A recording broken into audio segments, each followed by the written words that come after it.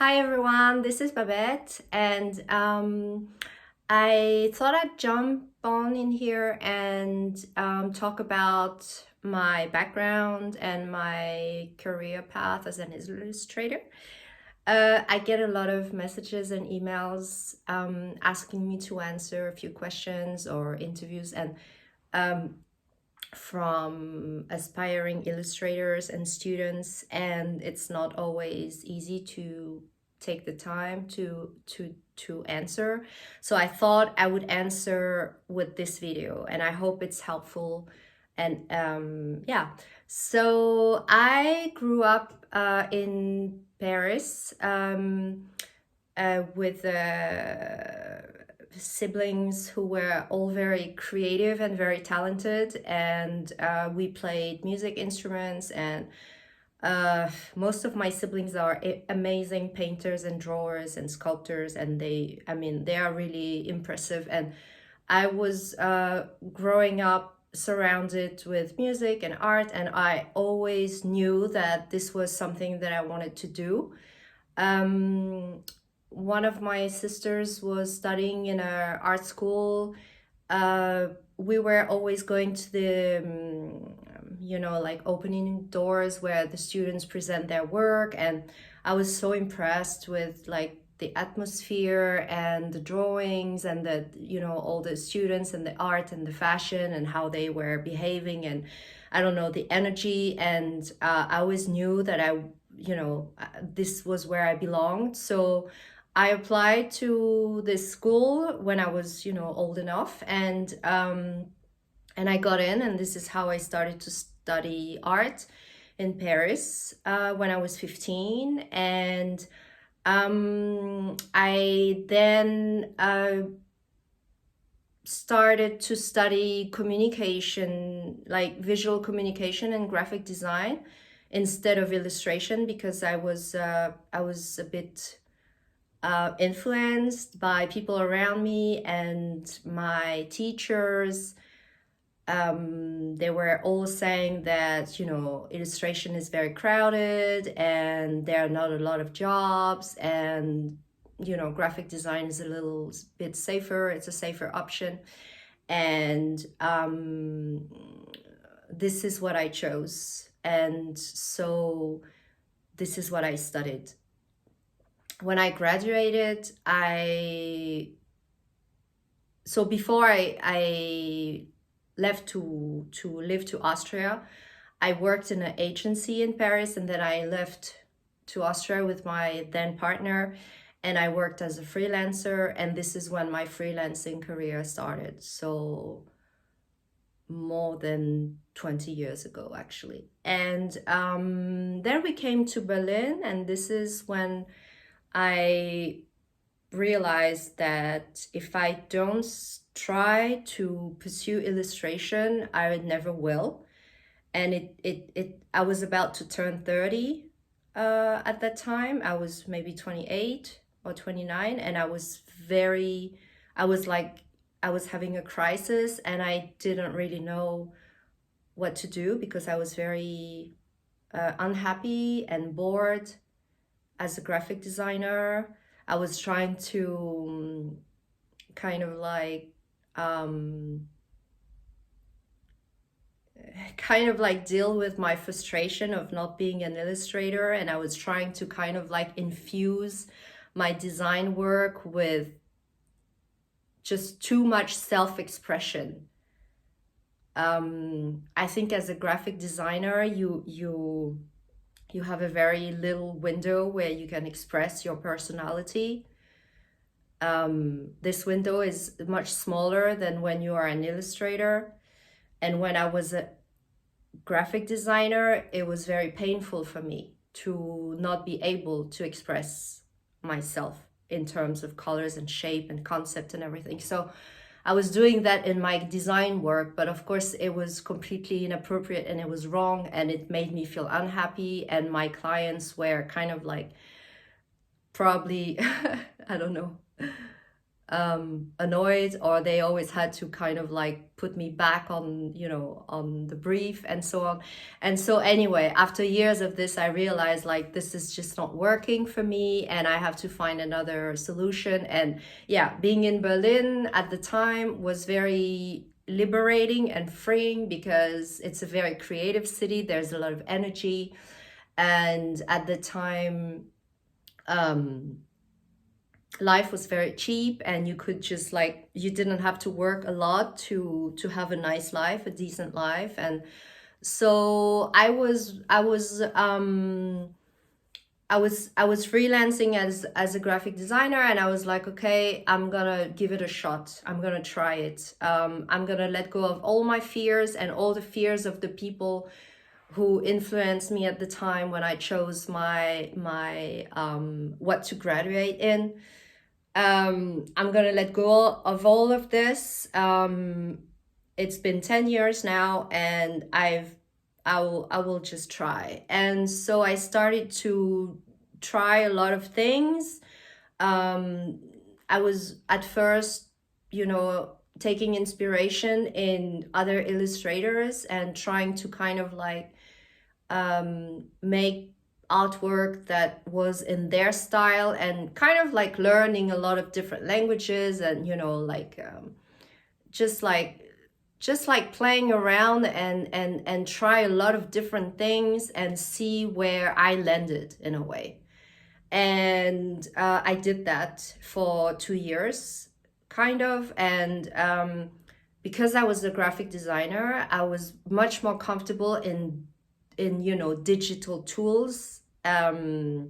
Also because my personality is very much like I'm not very skilled with um, mm, my body's not super coordinated like in space. Like I'm gonna spill ink, I'm gonna wet the paper too much, I'm gonna squeeze too much paint out, I'm gonna stain my entire outfit. It's just like it gets too messy for me. And um during my studies, I learned all that and I did all that, and it was a lot of fun. But it was during my studies, and at this time I didn't have a lot of space, I didn't have a lot of money. And I got to digital painting and digital drawing because I didn't need to buy any material or paint or whatever. It was very cheap, I didn't need a lot of space, I had already all the tools. And so I just started to experiment more and more.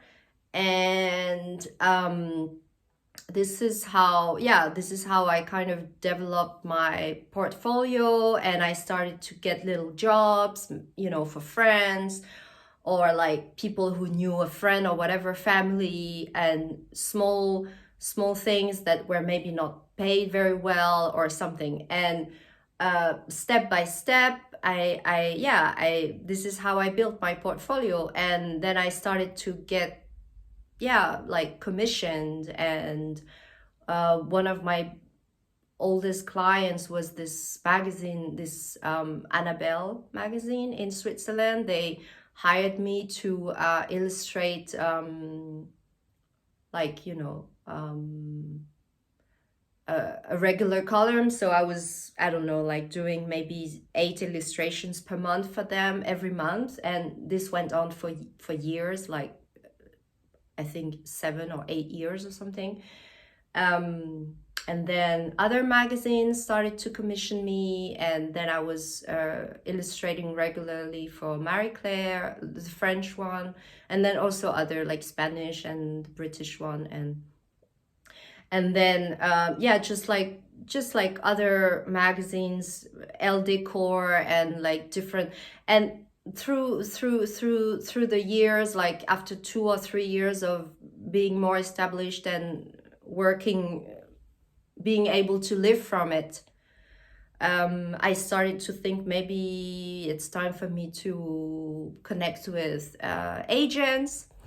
And so there was this dream agency, like this was my dream. And for me, it was absolutely like it was just a dream, like I would never achieve it because they were kind of like representing my favorite artists ever, and they still are my favorite artist ever. So it was illustration division in New York, and I really, it was more like to push myself or to kind of like, you know, manifest my dream or something.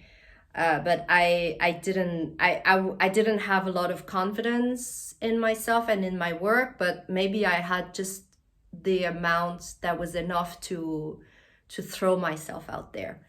And I wrote them, and I, you know, I submitted my portfolio, and I was traveling to New York for a few weeks, and they contacted me, and we met, and we had a fabulous meeting because it was really like I just felt like a little girl because I really um, yeah, I didn't think it would happen actually. And so now we've been working together for 8 years, and it's great, and it really changed my way of working because I've learned so much from them, from working with them. This is a very important aspect of our relationship. I'm also represented by Tiffen Illustration in Paris, and about the same. I think it was the same year, or maybe a few months before. I don't really remember, but she contacted me, and she proposed that we, you know, that she represents me for France, and so I said yes, and so I've been working with these two agents since yeah, 8 years. I used to be represented also in Italy, in Milan, and in London um, by two other agencies. So at one point I had four agents, but now I reduced it to just two because at one point you realize also a relationship with an agent is like any other relationship. Like it has to match your the way they work and the way you work, and your yeah, it's a vibe. It's like any other relationship. So you quickly understand who it flows with, and the kind of clients, also the kind of projects, and all sorts of things that make the relationship um, yeah, like something that you want to pursue or not. So, but anyway, this is another subject. If you're interested in this, I can also make another video where I talk about this, like specifically working with agents. If you're interested, you can just let me know, like in the comments, or send me or email or whatever, and I'll think about it and try to talk about this in more details. But yeah, um, so yeah, so this is briefly kind of like a, you know, like a little resume of my, like my years as a illustrator. So it's been like 13 years, and 2 years, two and a half years ago, I started to mentor, and this has been really like uh, a new direction for me as an illustrator, because I find it extremely inspiring to talk to aspiring illustrators and other illustrators that are at different, you know, like steps of their career, and feeling like I can help them is extremely fulfilling for me.